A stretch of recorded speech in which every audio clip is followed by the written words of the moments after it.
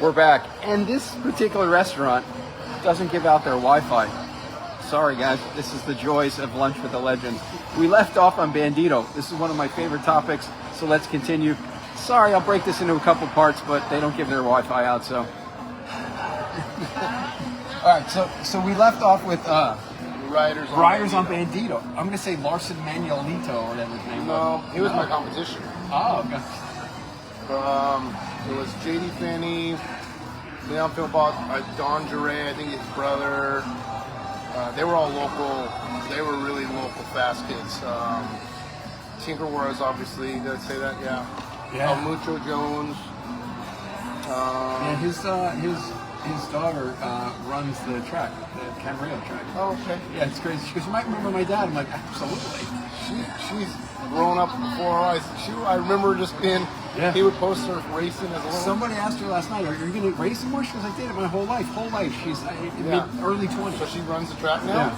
That's cool. Yeah, it's crazy, right? So I have a memory of a Bandito is they sent us on. My parents sent me on a summer tour with just. I was like 11, and they're like, "Go ahead."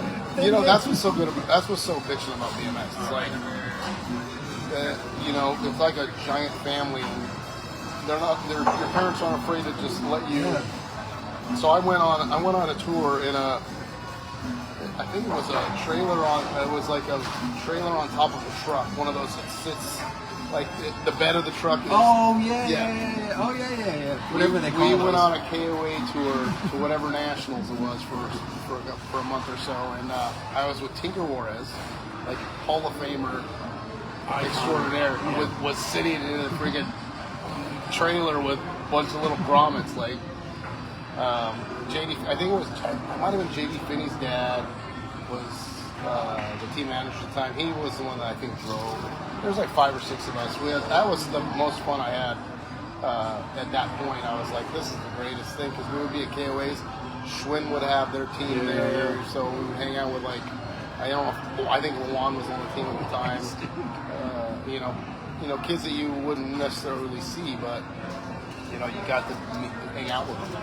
So I was on that team for maybe a year. Talk to me about that bike, because that bike is so unique. Double dropouts, double fork. I don't remember ever changing it one time. But what did you think when you got it? You're like, what is this thing? I was like 11 and just super pumped to be on a team. You're on a factory so team. It's like, you can't go, this is ridiculous. What am I going to do with this bottom dropout here? Did you?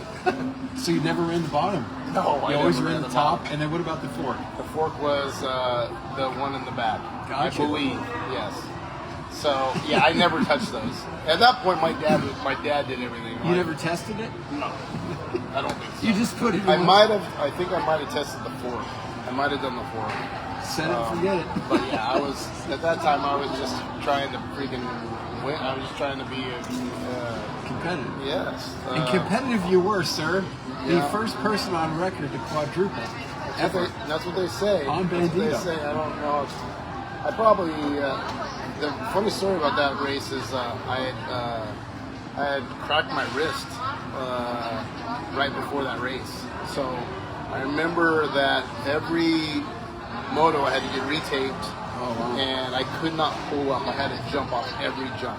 Like if it was a roller first jump, blasted it. And this is their actually quadruple. Yes, I don't know. I never knew what that happened. It was right before I turned age. So I think I was the oldest in the group. So it happened at the perfect time, And I know it was a big deal for Bandito at the time. They did ads. After, and I was like, Tanker's like, man, that's pretty bad. They put me in a freaking a gear ad. I'm with all the pros. I'm like, what am I doing? I'm like, it said 11 expert. I'm like, and I'm taller than some of the pros. Is that the one where everybody's lined up? Okay, so Carl Butler was in that too. Pete's in the back. Carl's in there. I'll tell you what I did. I have a funny story about that ad. So my school pictures come out, and I cut out my head in a school photo, and I put it in that ad, right? So I'm looking through the magazines. I'm like, I don't know how old I am. 17. I look and I go, holy shit, I'm in here. To my classmates, right? Dude. Look at that. Still on? Yeah. All You right. can't stop. You can't stop us here. Okay, we made it. It's Azusa. They don't even have internet out here It's yet. the brick. It's the bricks. Can't get in. I'm going to put this all together on YouTube. But you just follow on YouTube, and I'll put it all together. So you're talking about the picture on the. Yeah. So everybody thought I was in the magazine from that ad. Yeah. I don't even know who. I think you put my head over Billy's. I have no idea. I felt like $1 million when that came out. Like, Did you have a photo, both a race photo or the ad? What was the first picture you ever got? well, I tripled at a Gold Cup in when I was on Monrovia Schwinn.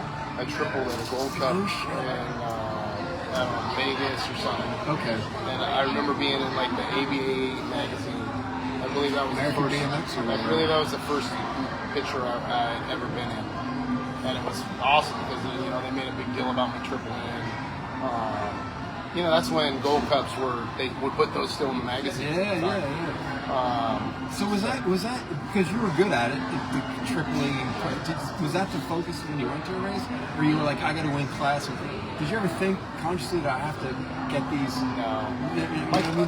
To to me, I wasn't. I mean, I was competitive and good at that time, but I wasn't like consistently like where I was like, I'm gonna go and I'm gonna spank these guys every class. It was brutal. Yeah, because I raced cruiser.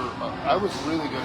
People tend to forget, when they talk. Like I was really good on my cruiser. I remember. I quit. When I turned pro for some, I don't know why I did that. I should have stayed. Pro cruiser would have made you some money, right? Yeah. I don't know if I was. I think I was on balance when I decided that I was going to just focus on 20-ish at the time, but it was probably a bad decision because I got number 2 a few times in pro. I did race pro cruiser for. I brought it back when I was riding for Gary Fisher. Yeah. So I rode a little bit on that. That's cool. So what was that cruiser then? they made one for us. No shit. Yeah, it was a Trek for a while, and then they made a Gary Fisher one. That's badass. To your specs or no? Yes. Yeah. Oh, everything that's was cool. to my specs, yeah. You'd think it'd be like, oh, it was our Patterson when I put something. No. Oh, that's cool. I didn't really have any special bikes made for me. Any team I rode for, I basically rode whatever bike. You never had a custom Bandito made for you? No. The triple. I mean, they might have had to make a small. At the time, it was a very new company, so I don't know actually how many bikes, how many different brands that are sizes they had. So I don't know if they had to make I don't even think I was ever on a mini. That's what I don't think I thinking. was. I think I always was old enough and on the bigger side that I never needed a mini because the TA was a normal. And you rode stock bikes most of your career. Most of my career, yeah. That's amazing, right? Because you get guys that go in there and I won't mention any names, but they have to call it. But they Prima have donnas. to. But they have to. Everything's got to be da da da da. Yeah. But you're like whatever. Yeah. So that's interesting. So you rode. What about your Diamondbacks? They were just The Diamondback. The first time I was in Diamondback when I was an amateur, I mean, they were pretty much set at that time. incredible. They had guys that were like Hall of Fame amateurs on the team that I went up to, so it's like they already had it dialed. I'm not going to go in as the new guy and go, you know what, I need a new bike. This bike is. Yeah, they had like Pete, and Doug Farside Davis, and Brent Romero. I mean, guys that won every weekend. You come in, you're like, look, it's too long at the rear end. I'm This is not working for me. That's I need a amazing. new bike.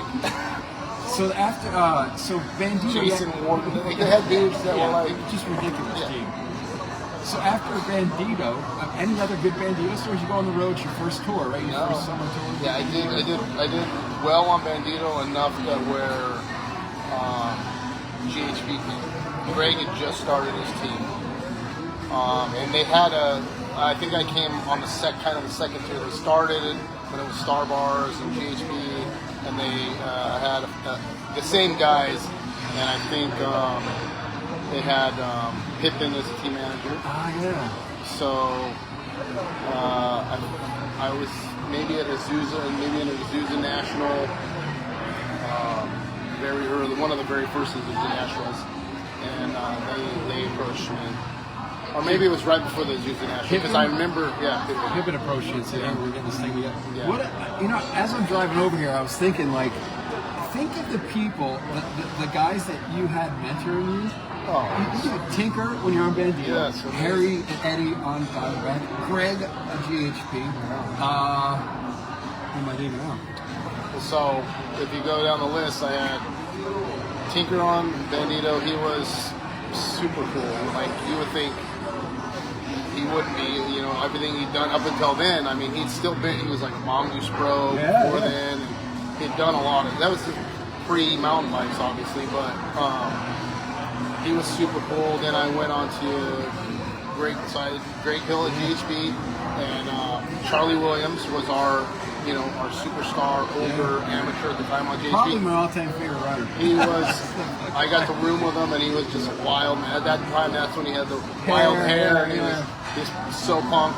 I remember a story. I wanted that haircut so bad. I remember several stories about Charlie. There was one, like, every time we'd go into a new hotel room, he'd have to rearrange all the furniture. The bed, he would move the bed over here. Like, everything would be like a full-on crazy. For real? Yes. I'm going to bring that up to him. And then another time we were in Memphis, and they had a flat corner, and I remember cheering for him, in one of his older amateur races, and he power wheelied out of the corner, and he folded his tire right off his freaking bike. Like, super power wheelie. I'm sitting in the corner yelling, and his tire just washes off. Too much power. Dude. I love the style. Like, I love a lot about him. He always looked. He had tear-offs. Yeah, he had the whole. He was super factory, cool dude. music. Yeah, he was stylish. Yeah. In dress, stylish on the Yeah. bike, fast as hell. Very cool dude to be a younger, like I was maybe 12 or 13 at the time, like, to look up to a guy like that. And Greg, obviously Greg he didn't travel with us because he flew. So Had a private jet, is that right? Great, private jet. He's worried about the roof of his van. He was flying everywhere. You never even saw the inside of that van. Because but that's when Greg was dominating. So it must have been. It must have been like. Well, he sent us on tour. So Donnell's father drove us. Mike drove us in the van. To like we did a full East Coast tour, and Greg would fly in and fly out as the pros do. Sure. You grunts are vlogging the miles. He would fly in. Private jet. He'd go, "Hey, what happened to the roof of my van?" And he'd just drive over. Get in his rental car and drive away. But yeah, that's how it worked. And that was a stock GHP. Yeah, amazing. Stock GHP. But then, so as GHP's, when did you do the Diamondback? What happens with? I think GHP was falling by the wayside then, and then Diamondback picked me up. And at that Who point, approached you for that? I'm assuming it was the. I don't know if it was Finkelman at the time. I was gonna say, was Sandy around back then? I think it was Wharton's dad at the time. Okay. Was the team manager. I don't even know how he approached. I don't know if he came to my dad at the time because I was probably 13, maybe going on 14. At that time, they were like dialed. Like, they won Team of the Year. Everything was serious. You would get your money in an envelope, nice and neat, signed, ready to rock. You'd go to the, in Camarillo, I think they had the warehouse there, and you'd go there and you'd just get a bunch of any parts you need. Because I think it was, God, I can't remember the name of the company that owned them. Well, not West. What, it was something like that. Western. Byron Friday would know if he would. So who's on Diamondback with you the first year you're on? Is it Pistol, Farside, all that? Or? No, they're gone. Okay. They're gone. It was obviously Harry.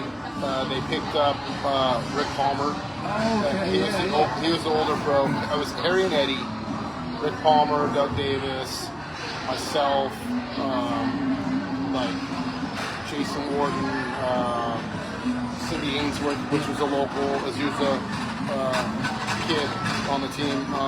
And those Sean Allstott, all the little kids, Sean right? Allstott. Maybe Wee Willie. I don't know if he was on the team at the time. He might have been. But there was another tour that I went on. They, in Diamondback style, they rented this giant motorhome. Amazing. went, and I went on tour with Harry, Doug Davis, and Rick Palmer. Eddie would fly. Eddie was the pro. In the private jet. Yeah. He would come in. Reap the benefits of the motorhome during the hot yes. Pittsburgh days. Like, because it was, I remember South Park vividly was one of the races we were at. I love South Park. Slow connection. Holly's hanging in there, still watching. So basically, I got to travel the country with those guys. You know, Harry, Doug, and so we're working like. And before that, I never worked out. So, but we towed a trailer behind this big motorhome. There was weights and dumbbells and Wow. you know. So, you know, Palmer and Davis are working. I'm learning how to work out and train. So I think we started with mentors. So those guys were my mentor. Eddie was my mentor. I remember Eddie would always, when I got to be a little bit older. He would let me drive him around. He would always give me shit on how I drove. Like I was too heavy on the gas, too heavy on the brake. So he taught me how to be, you know, amazing. Yeah, because these are people that aren't just mentoring you on the track; they're teaching you. Yeah, So like Mike Miranda taught me how to shave. Yeah, I like had father no figure. idea. I had no idea how to shave. They're like another father figure. Yeah, exactly. It's crazy. But you see them almost more than you see your family at home because you're gone a lot. So. And then Diamondback after that was FreeAgent, so then I got Todd Slavic, That's who I was trying to. Yeah, that's another guy I was going to mention. Yeah. And all the Texas guys. So and then I became a Texan. I would be staying with them or hanging out with them. Man, you had just iconic. Yeah. And then from FreeAgent, I went back to Diamondback. So then Harry took over at Diamondback at the time. And he started that whole new reactor team, or with the reactor bike. And, so he pulled me off of FreeAgent. But FreeAgent, we don't want to jump in too far. FreeAgent was probably your most bountiful years as far as results, right? Yeah. As an amateur. As an amateur, yeah. But that is also the year that Carter became Carter. So it was like before that he was really good, but about that time, 86, 87, 85, he was... Yeah, because he was FreeAgent before you, right? Yes. And then he went to CW, I think, and that's what he, like you said, he was just crazy. So yeah, I did get better, but everyone else got... My class got really, really good. Like Veltman, Pavlovsky was in your class too, right? Colanan. And they were just the local guys. But you got terrible 10. Yeah, I did. Which times. Is huge, right? That's fucking incredible. And that's when you say that, it's like you're 15, 16-year-old and you're like wanting to be in that. Like deep down, you're like, I really want to be in the Terrible 10, but you never think you're going to be, and then all of a sudden you'll see it in the magazine. At that time, we didn't have social media, so you had to wait until the magazine came out to see if you made it. Yeah. My mom would put it in the window, so when I came home from school, I'd come down the hill like, sprint. Running to grab it. And I just knew everybody's brake lever, everybody's rear brake, everyone's tires. I knew everything. Yeah. So I noticed like Charlie had all that crazy oddball stuff, like the tear-offs and stuff. Yeah, Terrible 10 was really good. FreeAgent wasn't very good. I think it was the stability. Yvonne ran a really she was like a mother figure. She made it really easy, to be there. And if you did bad, it wasn't. It was just there'll be another race next week. Now, go back to Diamondback. When I was telling the story, they were like, you did bad. If you were doing bad, they let you at dinner. You were like ostracized. You're over there. It was like a whole different. And I think that was good because I got let go from that team. That was the only team I've ever that they fired. Wow. So I actually rode for a brief stint for SNK Cycling. I remember that totally. That was the time in between Diamondback and FreeAgent because Diamondback was hey, this guy, if you're not getting points for the team sheet, you're useless to us.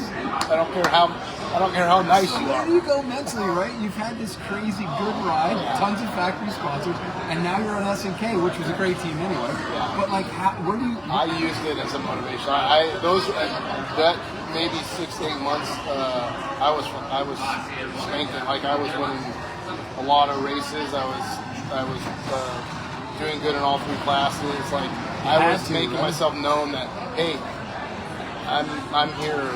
I'm just because I'm off this team.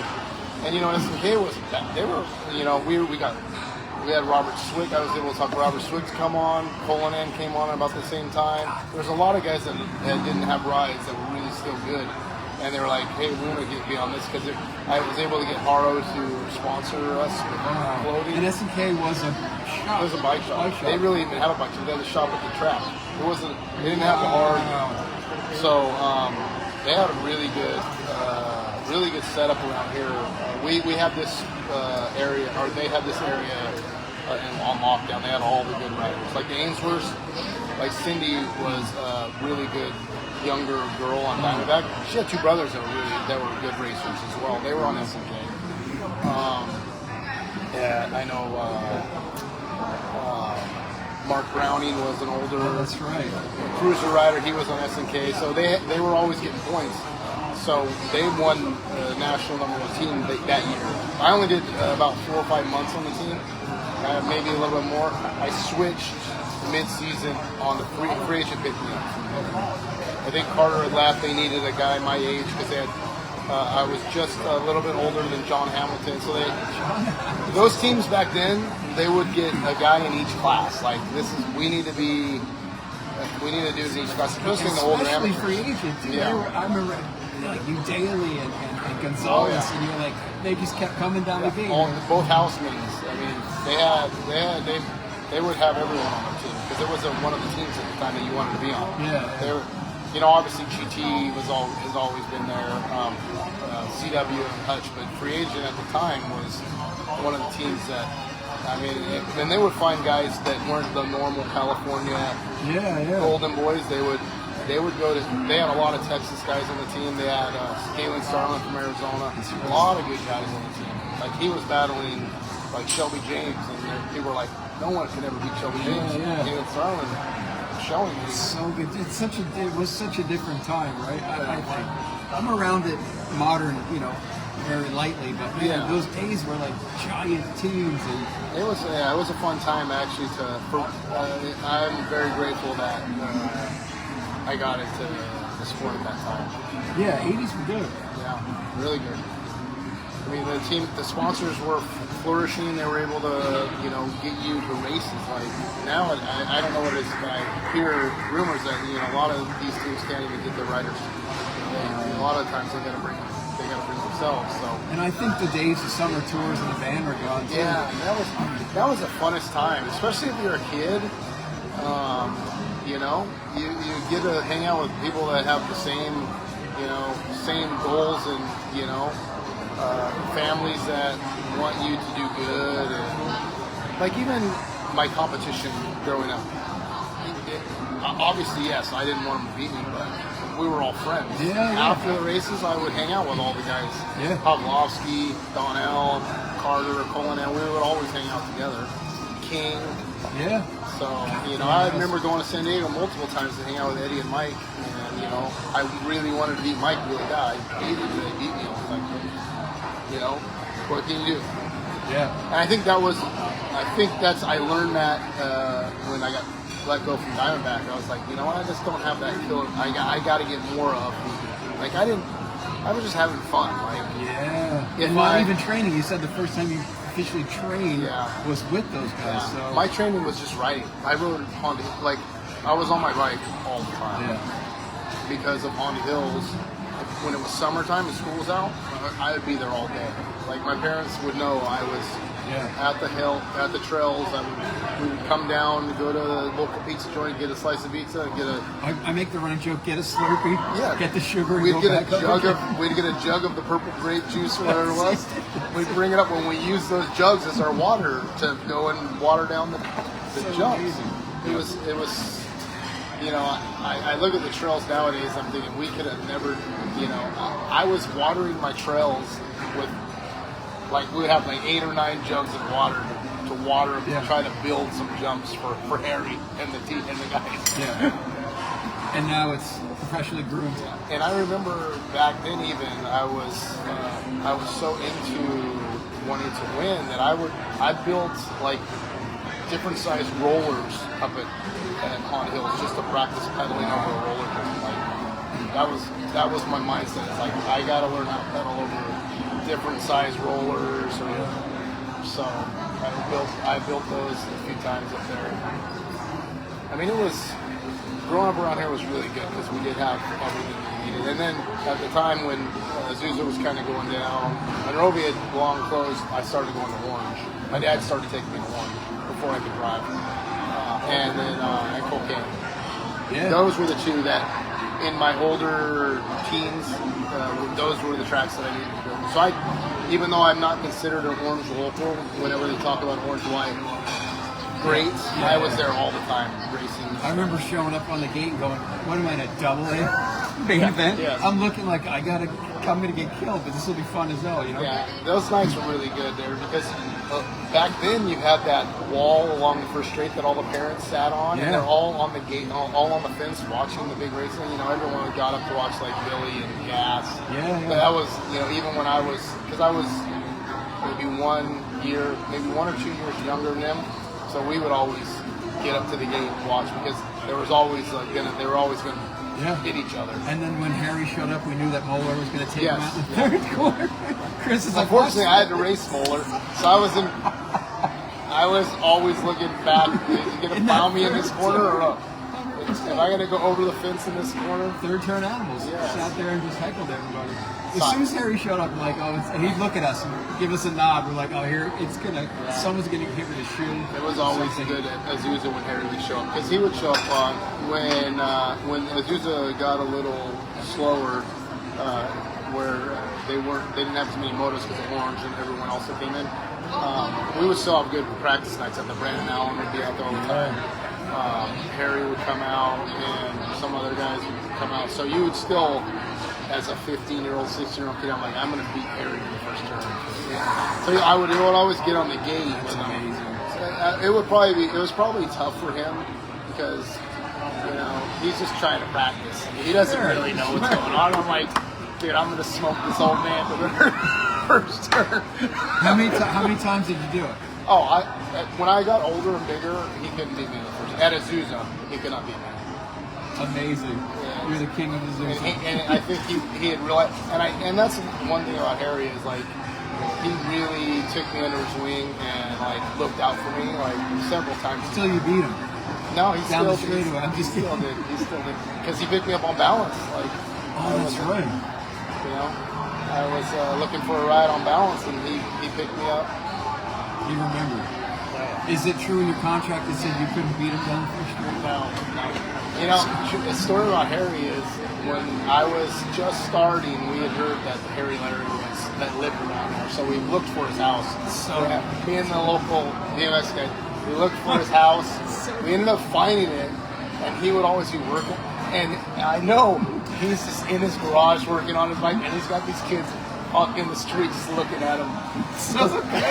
Because he had a gate there in his driveway, and I think he might have had a Porsche, and we're just sitting. We're not in his property until he was just in the hills enough to where we became just like the local kids. So we'd go and we'd get a look at all of his gear and in his garage. It's like paparazzi shit. Yes.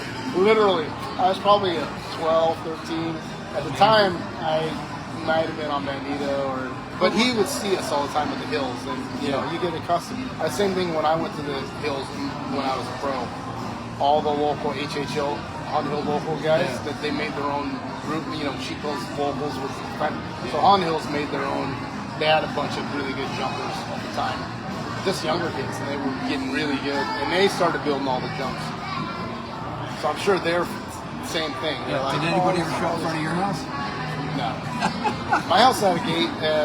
We would always do gates there as well. There would be a lot That's of a people. badass story, man, because you really think it's like, I know where Madonna lives, Yeah. and you're going to go to Madonna's house and wait for her to come out. That's so At the badass. time, because the magazines came out only so often, and every magazine carries it. Like, you would expect that all the pros would be in the magazine, either an ad or a race. Yeah. So you're seeing these guys, and I think that's why Europeans love when the pros went there so much, because they saw them just in the magazine. Yeah, and they get to see them. Yeah. Like the Nationals, when I was a little kid, the National would come around at my local track, Howell, New Jersey. Yeah. And I would just go try and find everybody. And Greg would always park with Stu behind the first berm. So kids would talk, like, did you see Stu? Yeah, he's behind the first berm. So you would have these little plots and plans to go over there and get an autograph. I still have the hats and everything. It's like, but yeah, it's superheroes, right? I see this time and time again. I did not read comics. My superheroes rode hutches, and they had a uniform, and that was the uniform. Like, Yeah. those were my superheroes. No, I agree. I was that kid. I did get good at racing, but I still, up until in every magazine that came out, until you got to where it was like, okay, well, you kind of expect, if I'm in the magazine, I'm in the magazine. If I'm not, I'm not. Or at the time, you're like, okay, I get photo contingency. Let me go through every single page and see what I got, right? But up until you're like, when I was 16, 17, I was in the magazine. That was like the most exciting thing, because now you're in high school, and maybe your friends see you in the magazine, and you're like, oh, this is kind of cool. Yeah, or like, what do you do riding those kids' bikes? And you're like, you whip out. You mean how many covers have you gotten? It was a lot. I think my very first cover, I was on SNK. I was still young. ABA BMX put me on. I was like at a North Carolina National. That was probably my youngest cover, and it was just like a jump shot, but it was a clean shot. I don't know who took it. I don't know if it was Gord, but it was lighted. That cover was really. I remember your free agent one was pretty sick. Yeah, That was. We did a photo shoot that day. The free agent one in BMXA. Yeah. We did. Me and Harry did a photo shoot. Back. Now we're back. Dude, we're back. I love it. I don't know if it was Wendy that was doing the shoot or Guy B. I don't know. All those guys used to come up to the hills, like all of them. So I think they got to, even though I was just a drama kid, I think they got to know who I was, because I was always there. And when they showed up, were you going for it, or you just said? Oh yeah, I was trying to get, every cover. But the one that we did for the photo shoot, we were supposed to be up there. That's why we had uniforms. Oh, gotcha. Yeah. Harry, I remember Harry was doing some sort of Diamondback ad, and I was doing, because I had got #1 cruiser, they wanted to do a photo shoot with me, so we did a couple. I think I still have them somewhere. A couple double jumps where he's on Diamondback and I'm on free. Oh, that's cool.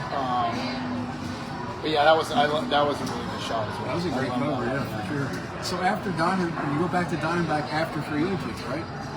Yeah. So free agent goes, and then Harry starts up the team.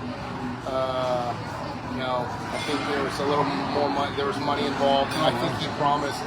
I don't know if he promised me, but he had mentioned that, hey, this is going to be where we're going to branch you into this. You're going to go from here to pro. Like, you're going to be the pro eventually.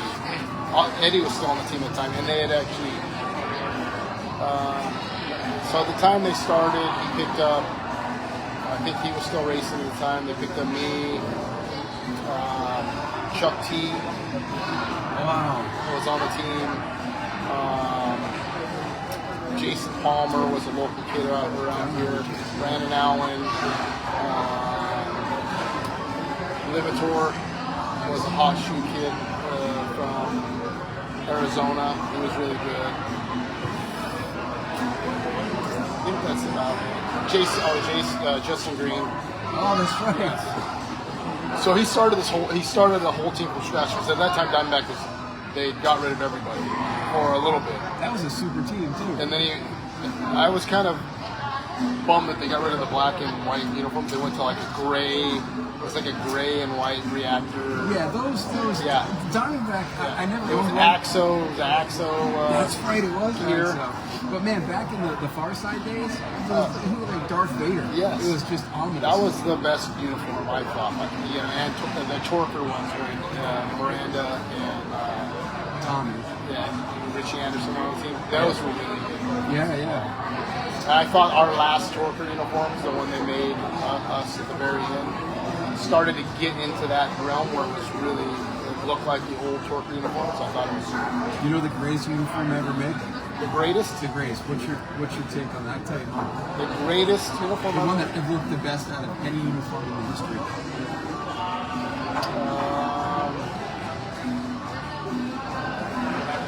I would go with Torker uniform.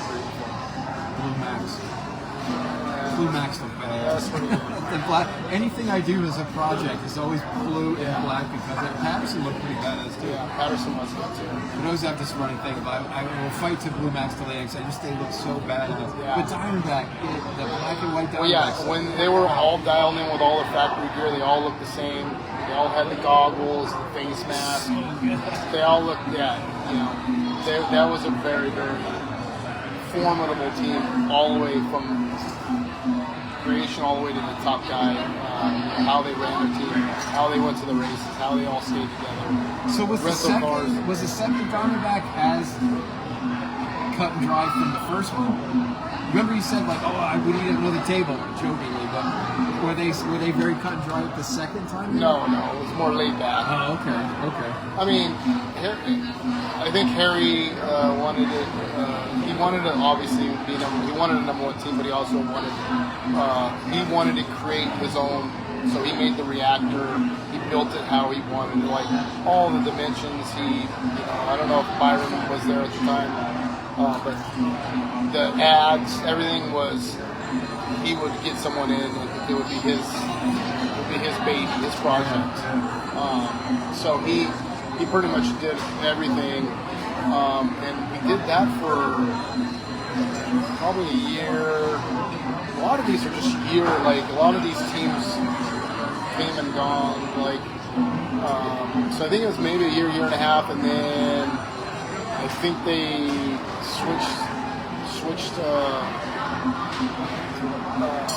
switched ideas and they stopped doing a team.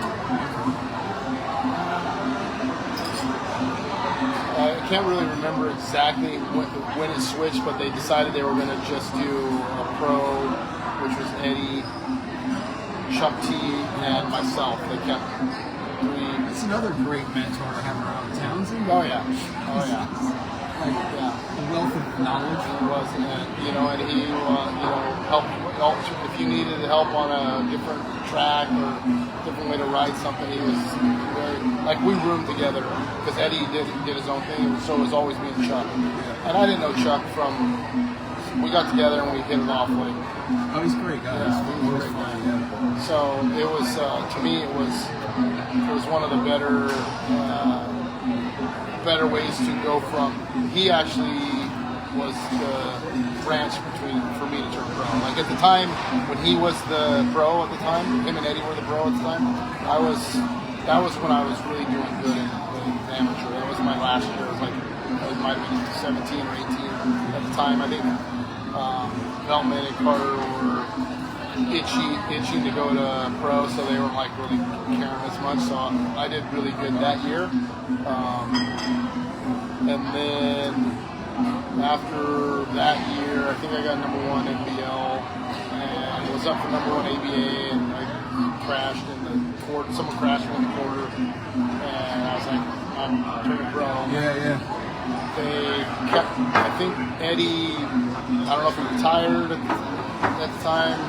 I think Eddie left, and it was just me and Chuck. Oh, that's cool. At the time. And eventually, I think Chuck went to, who did he go to as a pro?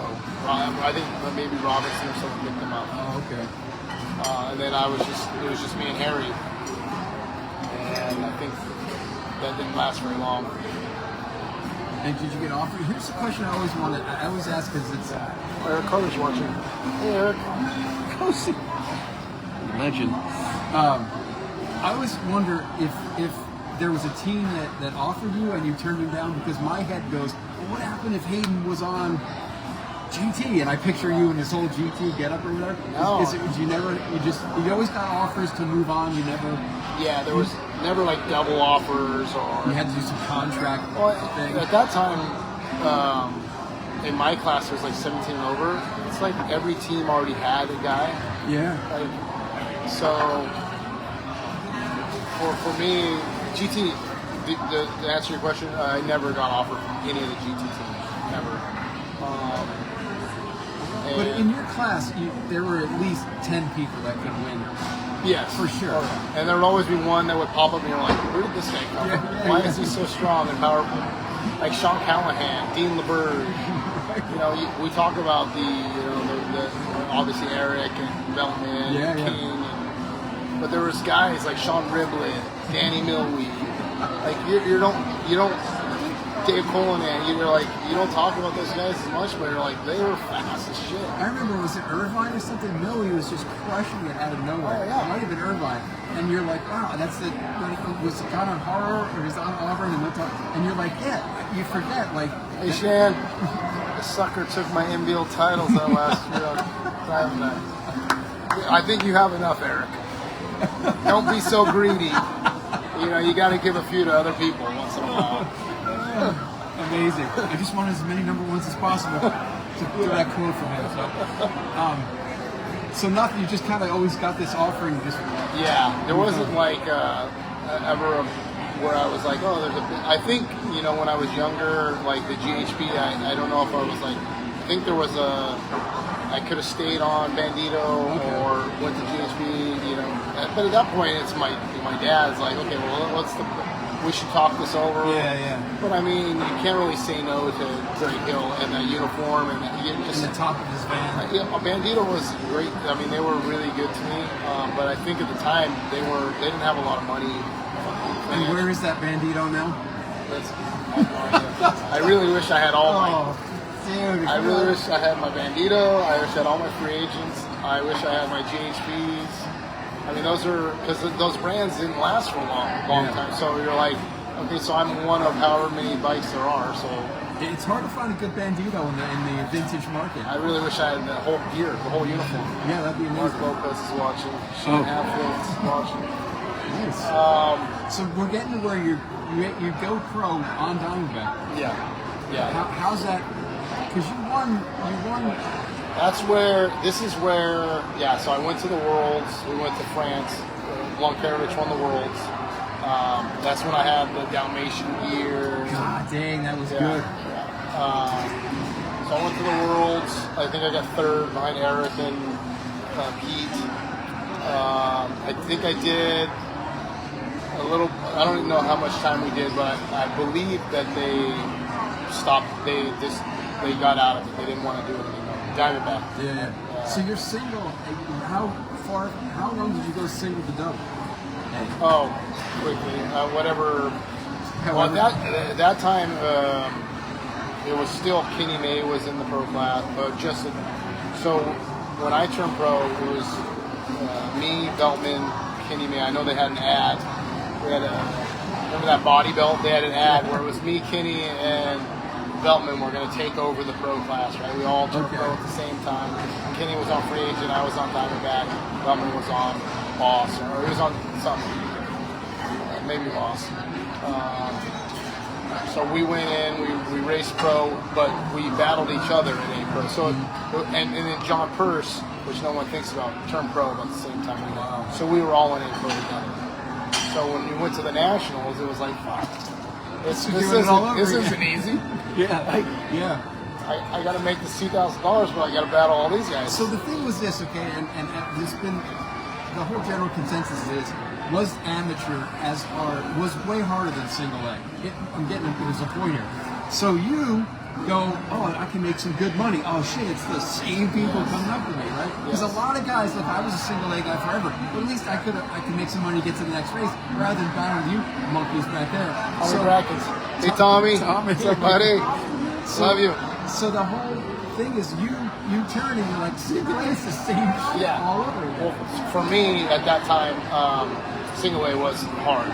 But we got to race for open with the big guys, so you got to test. You know, I remember the first national. I don't know if it was Reno.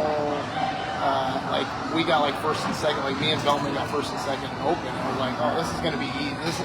We're gonna dominate this place, right? Right.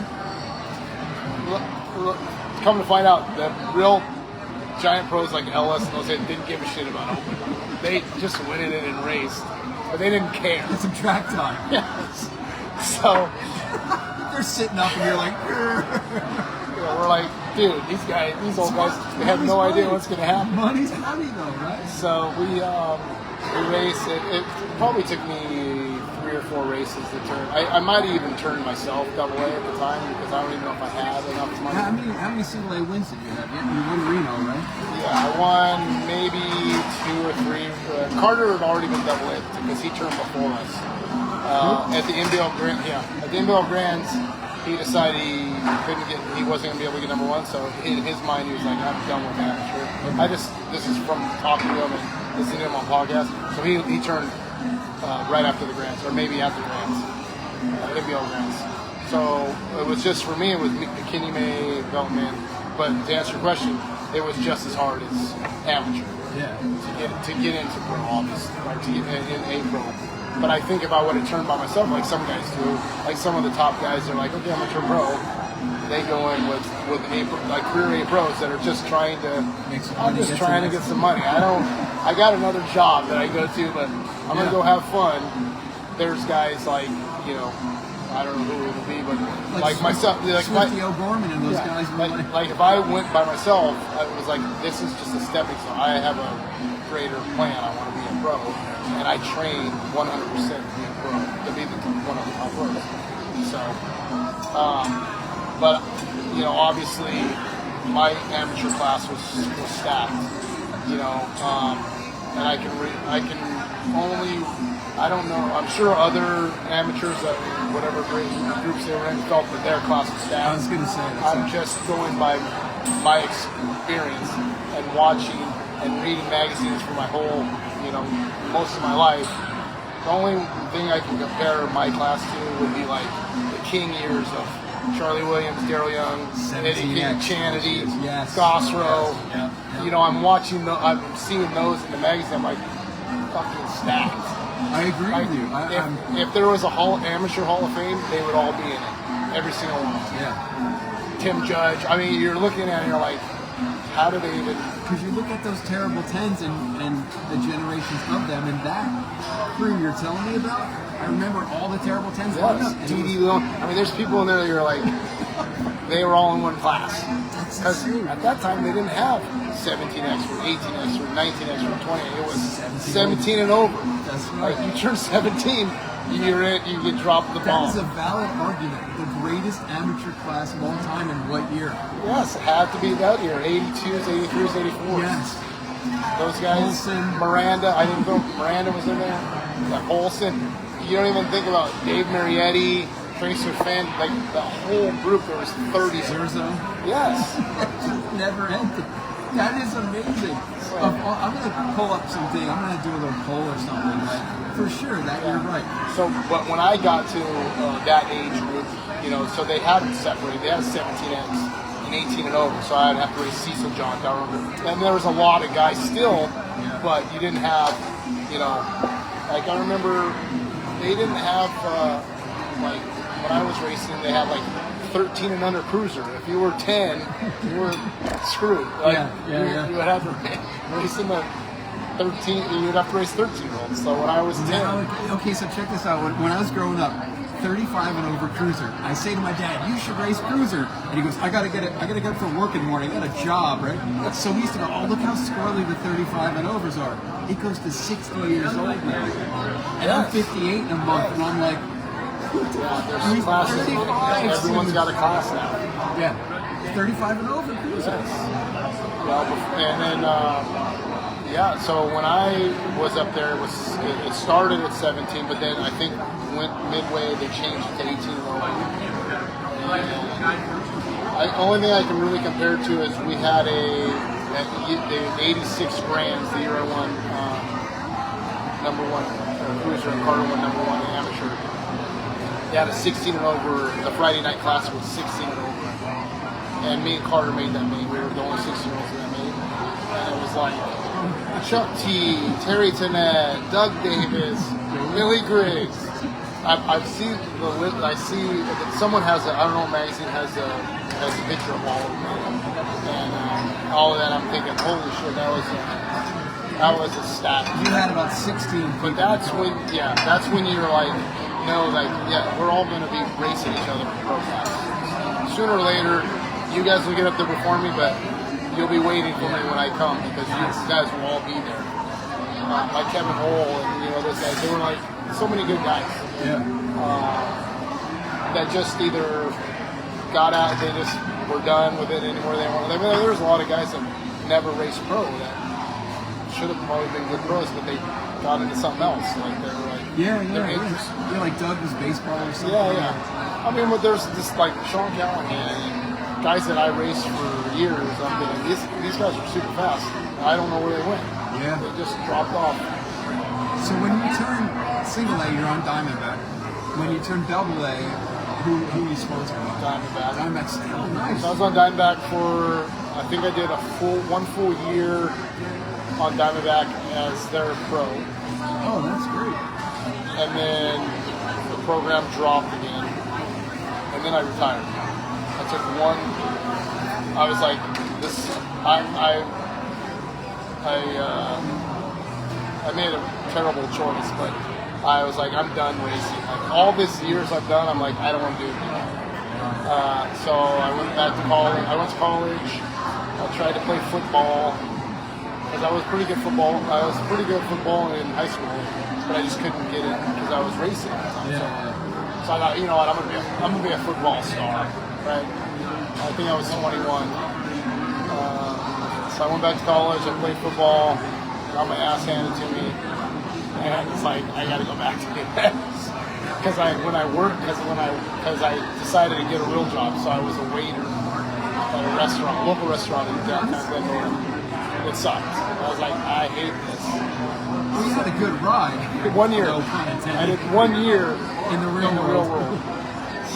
So you come back as a double A? No, I came back as an A pro. Okay, I was gonna. I think I got on. I think Caston gave me a ride. Okay. I rode from them for a little bit, and then Bill Grad came up with this grand plan. He was going to have all these different sponsors. So we had Pro Forks, S&M, all these. There's a picture floating around of you on a Challenger, and I was like, I got to ask you about that. He found all these people to pay in the whatever budget he was dealing with. And he got me and John Purse, and he put us on Challengers. We raced for, I don't know, it wasn't a lot. There was a few nationals I remember going to as, I was double A at the time. I only did a little bit in A Pro, and I was like, I raced with guys like Galen Starlin in A Pro again, so a whole new batch of kids that turned pro. I raced with them. I think Jason Richardson. So I turned into double A. And then I started flowing again. I started getting back in the swing of things and being competitive. It took me a good year and a half to 2 years to at least that's an incredible jump. Be back to where I felt I should have been. I had more of a, like when I retired, I was like, I'm done. Like I tried it in pro, I couldn't do it. I wasn't training. I don't know if I was training. I don't know if I was kind of just goofing around. And then when I came back, I was like, this is what I need to do. And then Harry came, I think at that point, after the Challenger Pro Forks deal ran out of money or whatever it was, Harry came with Balance. He had started a whole new operation at Balance. And I think Byron was with them. You did well. I remember you doing well with that. I did very, very good on the Balance. so Harry picked up. He had Mikey still on the team. So he came out with Balance. He picked up Mikey as his AA pro / I'm going to get him into mountain bikes because Balance had a mountain bike. So Mikey did Balance for a little bit as their pro, and then he kind of started mountain biking and he crushed it, I guess. So he never came back. So he brought clips back. Yeah, he went. He might have went to GT. He went to somewhere other than. And then Harry was like, "Okay, I'm going to start this team." He picked up Greg, he picked up Clint, he picked up me, and he picked up Hurst. So Greg and Clint at the time. I'm sorry, Greg was still AA. Maybe he was coming towards the end of his career, and Clint was the veteran with Harry. That's a strong team. And Clint Miller and Harry were the vet pros on the team, and me and John were the new guys, and Greg was our mentor. And they went all in. They sent us a shit ton of races. I think I got number 2 in both AA, and no, the second year I got number 2 in AA. The first year I think I got number 2 in Pro Cruiser behind Kilmy, and the second year when it was really coming together and I was training more with Harry, I ended up getting second in AA. I think I made. You got Hurst and Harry and Greg all around you at all times. That's a very intense group. Well, at that time, John was still kind of awkward. Oh, got you. He didn't come out of his shell at that point. He was still minding his own business.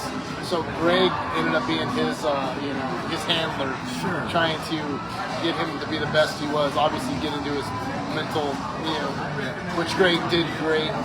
He was able to very to switch John into the legend he is, obviously, or was. At that time, John was still kind of quiet John, but he was very, very fast. And that's when he really got really good, and he was winning a lot of nationals on Balance. For whatever limited budget they had, or whatever they had, we did pretty good. I don't know how many bikes they sold. They had a lot of issues with the bikes that were breaking. Like I broke a couple. Whatever the aluminum was solid group. So John Gonzalez. Oh no way, baby. Hey Johnny, miss you, buddy. So from there, I did Balance, and then it's this tool thing. Did you have a tool sponsor? Well, that was with Challenge. Oh, okay, that was Challenge. Park Tools. We had Bill Grad, dude. I love Bill. I had someone up here, little sponsors. I love it. Look, I was roommates with Bill, and I got stories. The stories are endless. His cologne bottles were filled with something that I won't say what they were filled with, but he'd spray himself in the face and we would laugh. I love him. I went to his funeral. Outspoken, just one of a kind, unique guy. Yeah. Oh, I love him too. He came to my wedding. He was, with all Bill's faults, he had a heart. He always really wanted to help you. He wanted to help the little man. He wanted to make you, if he could help you get to where you needed to be, he had no problem doing that. He gave me ODI grips, and he gave me a Robinson blend. I go, Bill, I don't have a frame right. He goes, look, this one, the stickers are messed up. We can't sell it here. I'm like, he wanted to help even his roommates, the common. Yes. Yeah, Bill was great. He was. So he had got that. He got us on that team. It didn't last very long, but it was enough to, I remember, and this is another story. So I remember being on that team, coming back, and I don't know exactly who was in my dad's business. So my dad still had the diesel van at the time, so we didn't have the type of money, so we ended up driving. I would take the diesel van and I would drive the local nationals.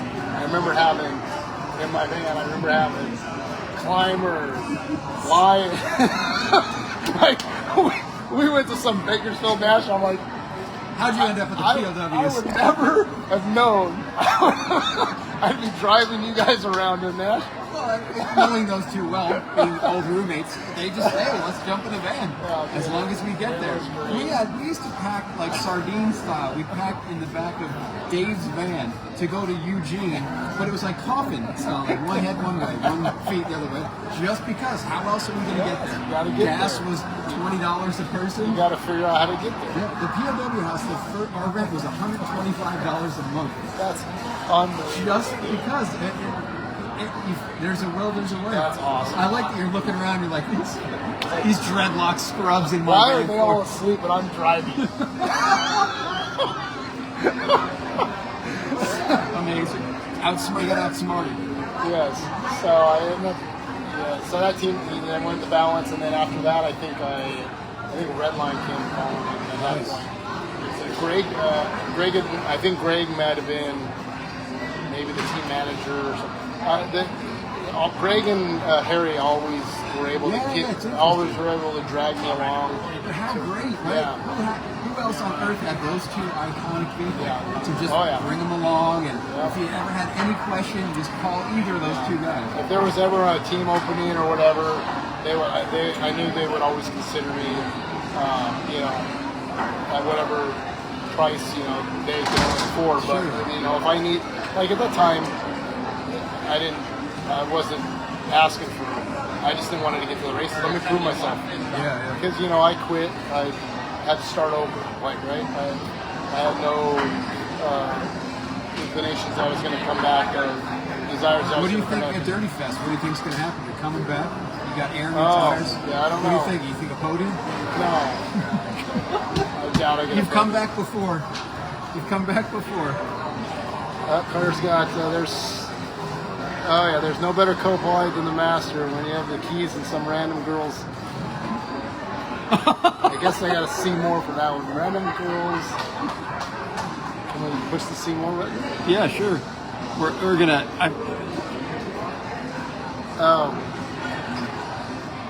Corvette in Daytona Beach. Yes. Oh yeah, spring break time with Eric Carter. Tell us. How about Little Rock, Eric? How about Little Rock with our Lexus driving in the snow? Rental car stories. Oh yeah. I learned a lot from the pros rental car stories. What's the first age you drove on? Did you drive at 13 on summer tour? Did they let you behind the wheel? No. No. I probably 15, 16. They were letting me drive the big old Lincoln. I'm sure when I was free agent, I'm sure they let me drive that. So Galen's dad was a team manager. So there was a lot of rental car crazy stories. I remember one time, I can't remember who it was. It might have been Eddie or Harry.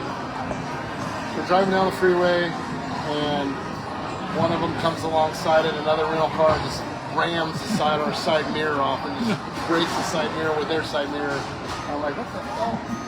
And then one night, I think Eddie planned it, or someone planned it.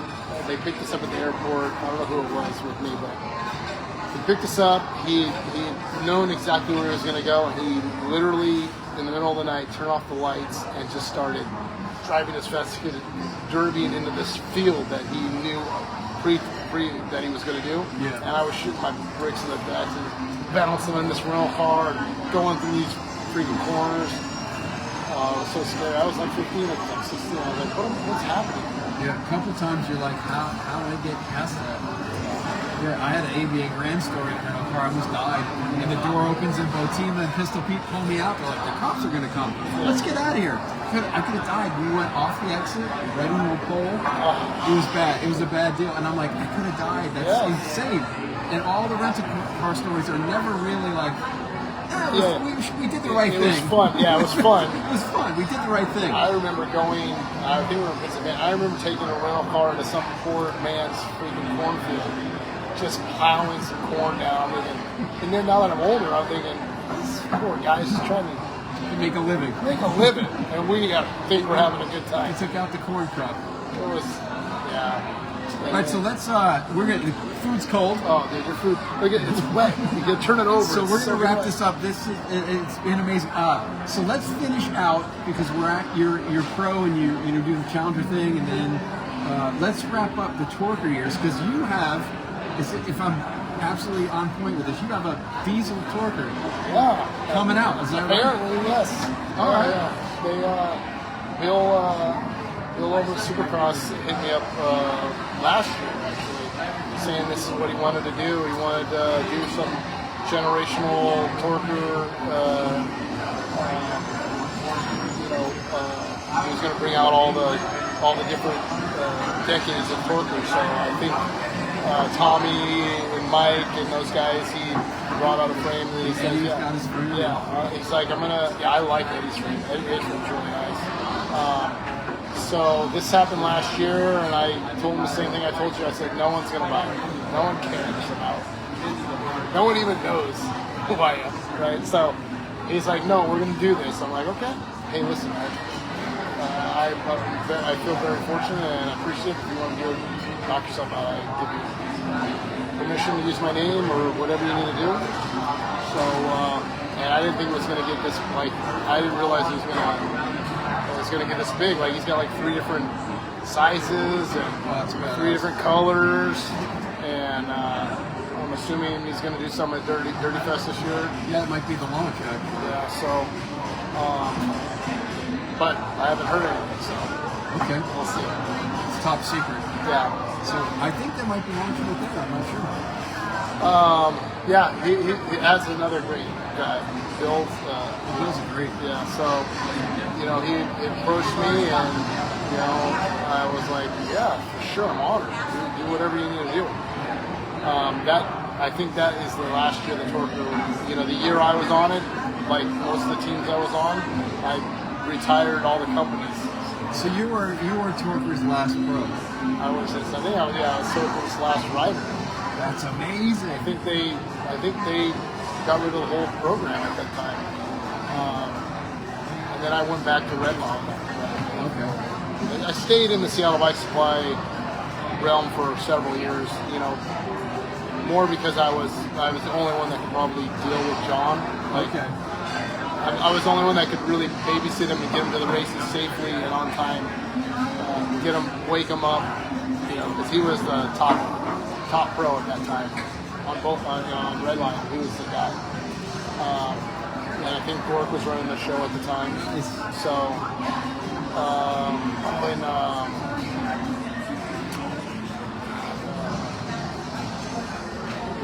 Gork was running the team at the time. So I did a few years on Torquer. Those were my last. I think I did my last Worlds on the Torquer, the one in Canada. I ended up getting third, stock bike, all stock bike. I think the only bike that was made for me was the Torquer Cruiser. Was built by Dev. Who's that? Devin? No. Who built all the? One of the main builders built the Torquer from my whatever dimensions I think I wanted him to copy a frame on. It might have been my balance or something. Oh, cool. But yeah, that was my last official pro ride. I think I retired shortly after that. I stayed in the industry with Groupie for short. I was like their team manager / vet pro / sales rep / paint. Like I worked inside Groupie. I didn't really have a job, so I worked in Groupie with Greg. Just $15, $15 an hour. Working my ass off, riding my bike to Arcadia, which is 10 miles down the road, working, because I was still wanting to be vet pro. I wanted to be a top vet pro. Yeah. And then I think I had a discussion with my wife saying this is not going to work. We need more money, so I applied to be a sheriff. And you've been there how long? That took a little while. It took me a year and a half to get through the academy process. And get, so I probably started at 32 or 55. That's amazing. I appreciate the service. 22 years. I work for Laverne right down the street here. I don't work at the sheriff's department anymore. I lateraled very quickly. I only did like 3 years at the sheriff's department because we lived in the area. My dad still has a house in Azusa here. Same house I grew up in. Same house. We did gate starts on the driveway. I don't even know what's in that garage. I probably have stuff in that garage, but it's filled with so much crap that I haven't gotten to the back. There's a Bandito. I bet you. I hope there is. I really hope there is. Now you got super retirement coming. What is that show where they go through the jump and they find the hidden gem? That's it. I would love to find a balance. I would love to find a GHP. What do you think? What's the percentage you think there's one in there? Probably low. I gave away a lot of my stuff. You know, I could start a whole new series called Hoarding with the Legends, and we could go into the We garage. could go through the garage Yeah, let's of do all it. these guys. You should. I'm going to do it. Hoarding with the Legends coming soon. It might take a little while. Because I got to get through all the garbage in the front. But yeah. I remember giving all my stuff away. Like I really wish I had or someone that would have a signed jersey that are like, I don't really care about this. It's in my. I really wish they would donate them to the USA BMX or whatever. Yeah. Just send them in if they're not going to use them, because I must have given away, and I'm sure every other pro has given away 1,000 shirts. Like I remember having to get new jerseys every time I went to a national, because we'd always give one or two away. That was the cool thing at the finish line, right? Yes. Just getting close. It got really bad. I remember, Harry and those guys would get angry at the kids because they were just ripping them off. Rip handsets. Yeah. They were ripping them off their bikes. They couldn't even. So good. Remember at the end, the last race of the Grands, all those banners were put down? Yes. People were just running. The moto's The race still wouldn't going. be over. It's still going. And they're ripping stuff down. I love those videos. Yeah, it was a fun time. It was a good time, and I'm very fortunate that I was able to be good at what I did, and then I was able to build a relationship with actual people that cared and helped me go through. Obviously, like you say, Harry and Greg. Without those guys, who knows what I would have. So it was very, very, very, very beneficial to me to have those male bonds that I had with the top pros, and that's what's good about the sport. They can hang out with, you can go to a restaurant with them as a 16-year-old kid, and you can sit and they have no issues with you. Yeah. You're just part of the clan. Yeah, right? It's a different time now, too. Right? All right, Matt Hayden, you're a legend. I don't know about that. Amazing interview. I love it. Guys, head to Dirty Fest. I always want to promote my boys' event. Temecula 678. Head on over there. It's going to be a reunion with everybody. Last year was great. He's putting air in his tires for it.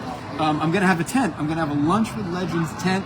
I'll be broadcasting all weekend long. I'm going to grab people to make little 5-minute clips of everybody. So come by the tent.